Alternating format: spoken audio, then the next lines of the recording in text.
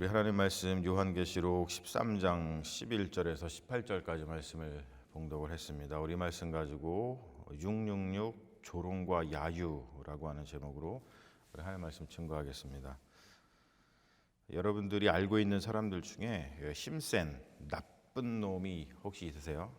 나쁜 놈인데 굉장히 힘이 세요. 그런데 그 나쁜 놈한테 당한 적이 있으십니까? 여러분 그때 어떻게 하셨어요? 힘센 나쁜 놈을 만나면 참 쉽지가 않죠. 그 나쁜 행실 때문에 나의 삶이 괴로워지고, 그리고 또 내 삶이 괴로우니까 그 나쁜 놈을 어떻게 막 좀 해버리고 싶고, 뭐 막 죽여버리고 싶고 막 그렇죠. 그런데 그 놈이 좀 힘이 세니까 내 힘으로 어찌할 수가 없죠. 당연히 뭐 나보다 힘 세니까 어떻게 할 수가 없는 거죠.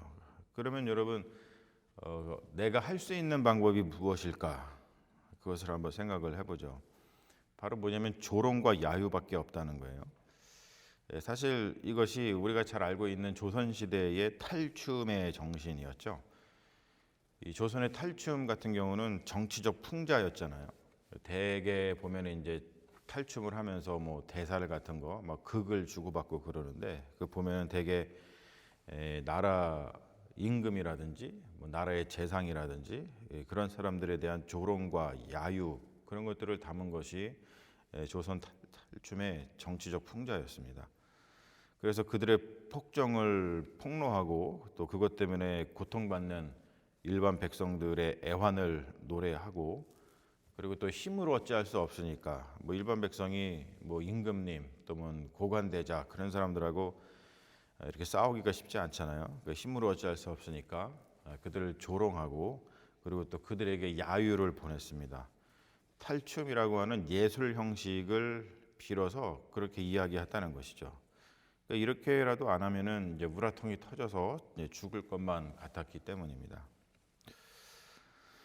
우리 기존의 기독교인들은 성경에 대한 이야기를 너무나 많이 들어서 무슨 이야기를 하더라도 감흥이 없을 때가 있어요.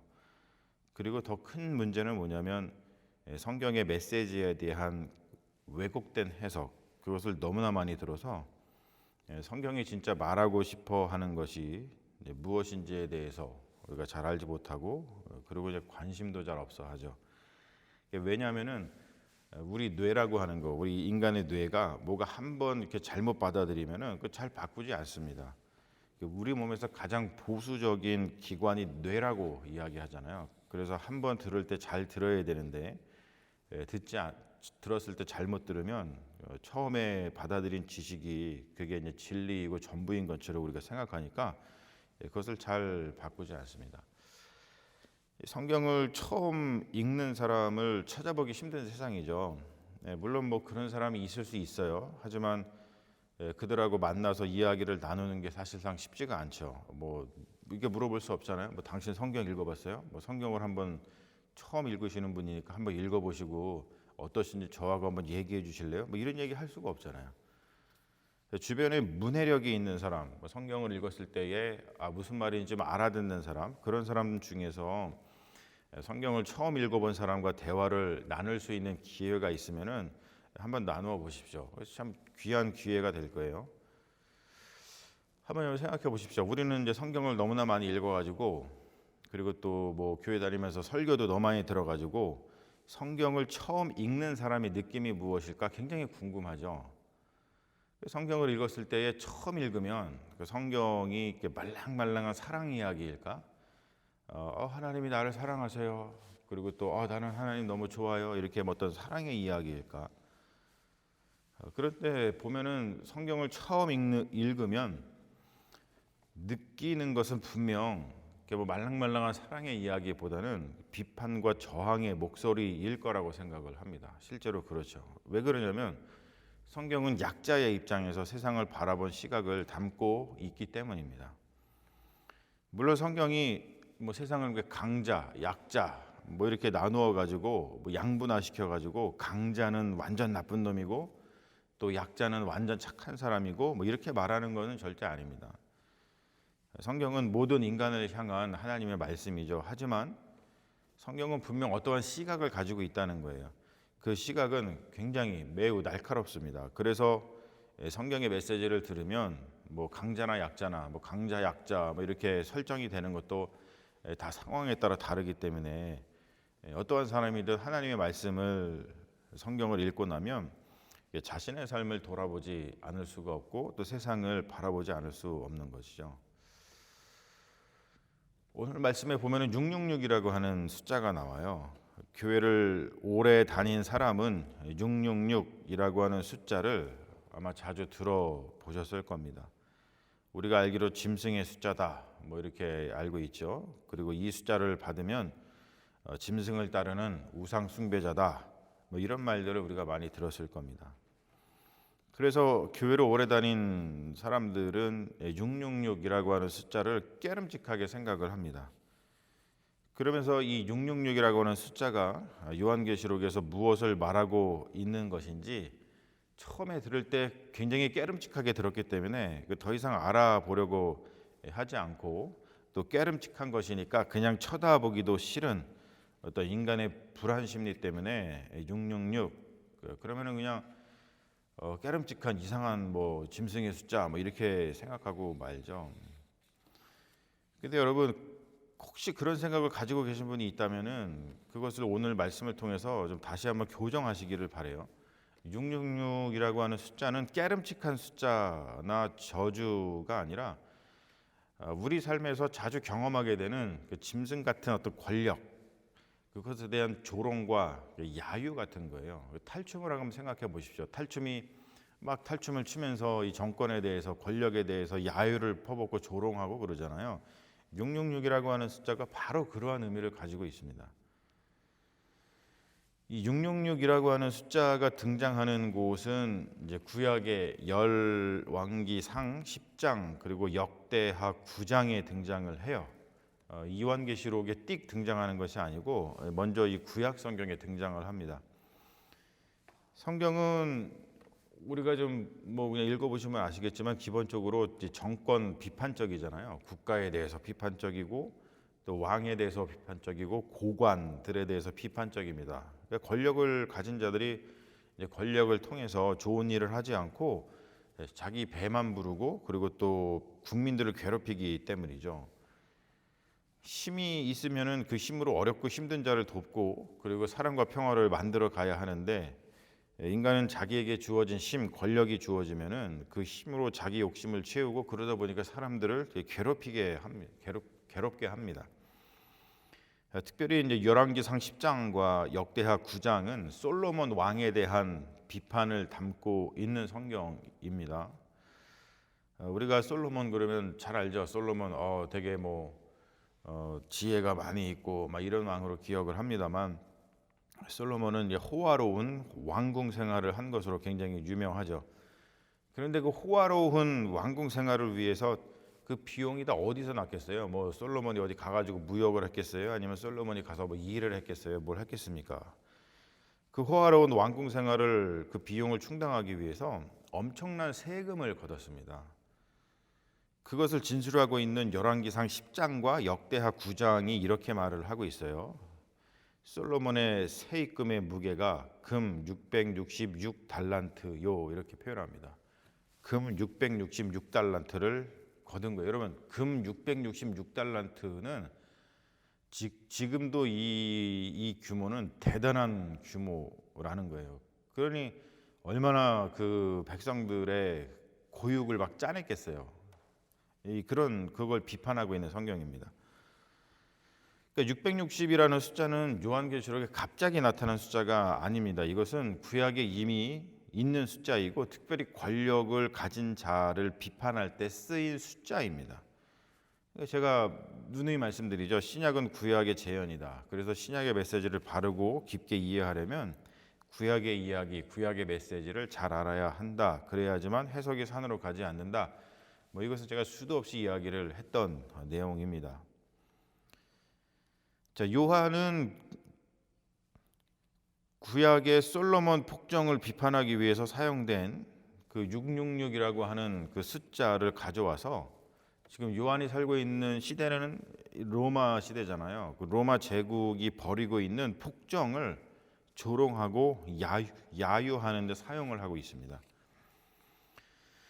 우리가 지난주하고 이번 주에 이어서 요한계시록 13장을 지금 살펴보고 있는데, 요한계시록 13장은 두 짐승 이야기가 나오잖아요. 한 짐승은 바다에서 올라온 짐승이고, 그리고 오늘 우리가 본 짐승, 다른 한 짐승은 땅에서 올라온 짐승입니다. 모두 정치적인 풍자입니다. 바다에서 올라온 짐승은 로마 황제를 가리키고, 땅에서 올라온 짐승은 로마 제국에 부역하는 토착 권력자들을 가리킵니다. 이거를 쉽게 이해하려면 이렇게 하시면 돼요. 요한계시록을 일제 시대에 썼다고 생각을 해보세요. 한국 사람이. 그러면은 바다에서 올라온 짐승은 당연히 일본 황제를 가리키는 것이고, 땅에서 올라온 짐승은 일본 제국에 부역하는 조선 토착 권력자들, 우리가 잘 아는 을사오적 이런 같은 인물들을 가리키는 것이겠죠. 로마 제국은 겉으로 평화를 외쳤어요. 팍스 로마나, 그래서 로마의 평화 이런 것을 외쳤는데, 그 이면에 들어가면 그들이 말하는 평화는 엄청난 정치적인 탄압과 경제적 착취를 통해서 이루는 가짜 평화였습니다. 여러분, 일제 시대 때도 그러한 선전을 했잖아요. 내선일체 그래가지고 일본하고 한국하고 잘 조선하고 합쳐서 더 좋은 세상을 만들 수 있다. 우리가 강력한 나라를 이룰 수 있다. 더 행복할 수 있다. 평화를 이룰 수 있다. 그런 말도 안 되는 이야기를 하면서 사람들을 회유했죠. 근데 거기 들여다보면 엄청난 정치적인 탄압이 있었고 경제적 착취가 막 있었잖아요. 똑같습니다, 여러분. 요한계시록은 지금 그것을 폭로하고 있는 거죠. 폭로하되 드러내놓고 폭로를 하면은 죽을 수 있으니까, 왜냐하면은 힘센 정권을 상대로 맞서는 것이 어렵잖아요. 죽을 수 있으니까 이렇게 지금 묵시 문학 형태로 비유를 써서 조선 시대의 일반 백성들이 탈춤이라고 하는 예술 형식으로 나라의 폭정을 비판했듯이 지금 그렇게 하고 있는 것입니다. 요한은 666이라고 하는 숫자를 써서 로마 황제, 로마 제국, 그리고 그들의 폭정에 부역하는 식민지 토착 세력들을 조롱하고 있죠. 그리고 야유를 퍼붓고 있습니다. 그들을 지금 뭐라고 지금 부르냐면 짐승이라고 불러요. 야, 이 짐승 같은 인간들아, 이렇게 부르죠. 그러면서 로마가 평화를 막 외쳤잖아요. 그랬더니 지금 야유를 퍼붓는 거예요. 뭐라고 야유를 퍼붓는 거냐면, 평화는 무슨 개뿔 이러면서 야유를 퍼붓는 겁니다. 그러면서 물러가라 이렇게 조롱과 야유를 퍼붓는 것이죠.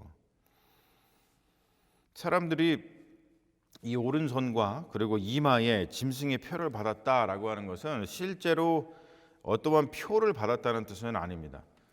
우리가 이거 한참 이 요한계시록에 대해서 잘못된 생각이 교회에서 막 퍼질 때, 제가 생각하면은 그것이 1980년대 90년대 그때였던 것 같은데, 그때 바코드가 막 나왔잖아요. 바코드 같은 거를 이렇게 받으면은 그게 666의 표시를 받는 거다. 말도 안 되는 얘기들을 많이 했던 기억들이 있는데, 이 짐승의 표를 받는다라고 하는 것은 실제로 바코드를 받듯이 표를 받는 것이 아니고, 자, 이것은 뭐냐면 그들의 행동, 오른손입니다.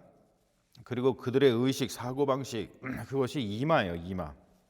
그러니까 그들의 행동을 보고 그들의 사고방식, 어떤 의식, 그런 것들을 보면은 뼛속까지 로마 제국의 짐승 같은 그 시스템에 순응하고 있다는 뜻입니다.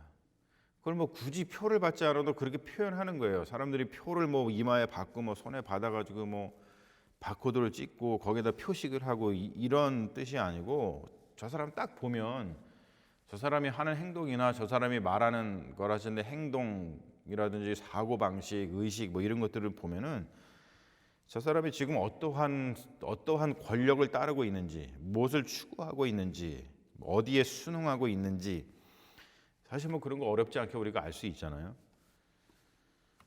로마 제국이 악마 같은 이유, 그래서 지금 이 요한계시록에서 신랄하게 풍자하면서 비판하고 야유를 퍼붓고 이러는 이유는 뭐냐면, 로마 제국이 제공하는 그 시스템에 순응하지 않으면, 오늘 말씀에도 나오죠.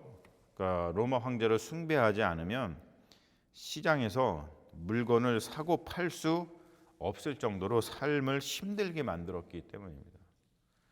그 체제에 순응하지 않으면 먹고 사는 것 자체가 어려웠어요. 그러니까 욕이 저절로 나오죠. 사랑하는 여러분, 이런 것들을 그냥 성경의 이야기, 옛날 2000년 전 로마 제국 시대의 이야기 이런 거로만 알고 계시지 마시고 이러한 이야기를 통해서 지금 우리가 살고 있는 21세기 우리 삶의 현실에 잘 대입해 보십시오. 그러면 지금의 우리의 삶의 현실이 어떤지, 그리고 우리가 어디에 대해서 이렇게 저항의 목소리를 내야 되는지 어렵지 않게 사실 알 수가 있습니다. 자, 어때요 여러분? 이런 거 보면 기독교 신앙이 참 멋지지 않습니까? 힘세고 못된 자들, 힘세고 못된 세력들과 맞짱을 뜨고 있잖아요. 그게 제국이면 제국과 맞짱을 뜨고, 그게 나라면 나라와 맞짱을 뜨고, 그게 왕이면 왕과 맞짱을 뜨고, 그게 고관들이면 고관들과, 관료들이면 관료들, 그리고 뭐 우리 삶에서 만나는 뭐 나쁜 힘센 사람들 있으면은 그 사람과 맞짱 뜨는 게 그게 기독교 신앙입니다. 기독교 신앙은 우리의 일상, 우리의 삶의 자리를 평화롭게 지키려는 의지가 굉장히 강합니다. 우리 인간의 자유라든지 우리 인간의 사랑을 깨트리는 것이 있다면 그것이 어떠한 세력이든, 그것이 거대한 세력이든 아니면 그것이 작은 세력이든 상관하지 않고 맞짱을 떠요. 그리고 거기에 조롱을 보내고 야유를 퍼붓는 그 기계를 지니고 있습니다. 그래서 기독교 신앙은 굉장히 멋진 거예요. 세상에 여러분 이러한 사람들이 좀 있어야겠죠. 그리고 이런 사람들이 많아야 평화를 지켜 나갈 수 있고 또 우리에게 주어진 삶을 행복하게 살아나갈 수 있지 않겠습니까? 이러한 멋진 일을 하는데 부르심을 받은 그리스도인들은 은총을 받은 자이다라고 생각을 합니다. 사랑하는 여러분, 하나님의 말씀을 우리가 마음속에 잘 품고 그렇구나. 하나님의 말씀이 이렇게 세상을 향해서 맞짱 뜨시는구나. 우리를 그러한 자리로 부르셔서 같이 그런 일들을 행하시는구나. 그래 좋은 마음들을 좀 갖고 우리의 일상을 평화롭고 행복하게 지켜내는 훌륭한 시민들이 되시기를 주님의 이름으로 축원합니다. 우리 잠시 기도하겠습니다. 아버지 하나님 감사합니다. 오늘 주님의 말씀을 우리에게 주시고 성경의 말씀을 통해서 우리가 이 세상을 살아가면서 어떻게 살아가야 되는지 우리의 삶을 보듬어 주시니 감사합니다. 성경에 나오는 이야기, 먼 나라, 이웃 나라 이야기가 아니고 내가 살아가고 있는 내 삶의 현실에서 발생하고 있는 그러한 일들입니다. 그 말씀을 가지고서 우리의 삶의 주변을 돌아보게 하여 주시고 우리의 자유와 우리의 사랑을 빼앗아 가려는 그 어떠한 세력으로부터 꺾이지 말게 하여 주시고 우리가 우리의 삶을 잘 지켜나가게 하시며 또 그렇게 꺾이고 힘들고 어려운 사람을 조금이라도 도울 수 있는 힘과 능력을 주셔서 우리로 하여금 하나님의 나라, 그 평화의 나라를 이루어 가는데 주님께서 우리를 사용해 주시옵소서. 이 말씀으로 무장하게 하여 주시옵시고 이 말씀을 가지고 기뻐하게 하여 주시며 우리를 부르신 그 하나님의 뜻을 날마다 기억하게 하여 주시고 우리가 합력하여 선을 이루어 하나님의 나라를 이루어가는 믿음의 종들, 하나님의 나라를 이루어가는 훌륭한 시민이 될 수 있도록 인도하여 주시옵소서. 주님께서 우리와 함께 하실 줄로 믿으며 우리를 구원하신 예수님의 이름으로 기도합니다. 아멘.